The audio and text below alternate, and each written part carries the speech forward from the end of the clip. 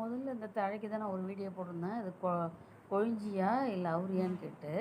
அது கொழிஞ்சி இல்லை அவுரி இல்லைன்னு தெரிஞ்சு போச்சு. இப்போ என்ன டவுட்டுன்னா, இது எலும்பொட்டி தழையா இல்லை கரும்பூலம் தழையான்னு தெரியல எனக்கு வந்து. ஆனால் இந்த எங்கள் வீட்டுக்கு முன்னாடி பின்னாடி சைடு அங்கே இங்கே எங்கே பார்த்தாலும் நீக்க மரம் நிறைஞ்சிருக்குது இந்த இந்த செடி. இது என்ன செடின்னு தெரியல. அப்போ ஒரு சில பேர் போடுற வீடியோவை பார்க்கும்போது அது கரும்பூலம் செடி மாதிரியும் தெரியுது. ஒரு சில பேர் போடுற வீடியோவில் பார்த்தா அந்த தழையை பார்த்தா நம்மளால் அது வந்து எலும்புட்டி தழை மாதிரியும் தெரியுது. கன்ஃபார்மாக ஒரு முடிவுக்கு வர முடியல. முதல்ல அப்படி தான் அந்த சிறுமுனைக்காளியை கண்டுபிடிச்சேன் ஃபோட்டோ வீடியோலாம் பார்த்து பார்த்து.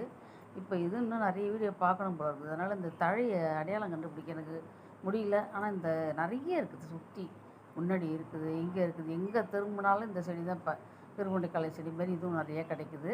அதனால் இது என்ன செடின்னு தெரியல, கொஞ்சம் சொல்லுங்களேன் ப்ளீஸ்.